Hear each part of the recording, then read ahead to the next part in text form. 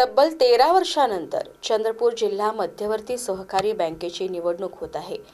गेल्या अनेक वर्षापासून या बँकेवर काँग्रेसचं वर्चस्व राहिलं आहे।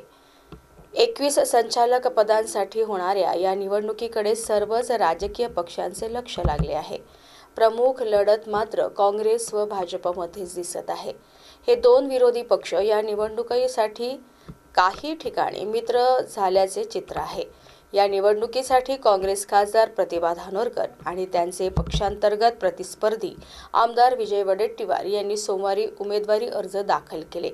या बँकेच्या निवडणुकीत लोकप्रतिनिधींनी उडी घेतल्याने चुरस चांगलीच वाढली आहे। खासदार धानोरकर यांनी 2 गटातून दावेदारी केली आहे। महिला राखीव आणि गट ब मध्ये त्यांनी उमेदवारी अर्ज दाखल केला। परिस्थिती पाहून त्या एका गटातून माघार घेतील। काँग्रेस नेते आमदार वडेट्टीवार सिंदेवाही तालुक्यातून अ गटातील उमेदवार आहेत। एकंदरीत चंद्रपूर जिल्हा मध्यवर्ती सहकारी बँकेची निवडणूक यंदा केवळ सहकारी संस्थेची निवडणूक न राहता जिल्ह्याच्या राजकीय भवितव्याला दिशा देणारी ठरणार आहे। विशेषतः काँग्रेसच्या 2 दिग्गज नेत्यांमध्ये थेट सामना झाला तर ही निवडणूक अधिकच रोचक आणि लक्षवेधी ठरू शकते।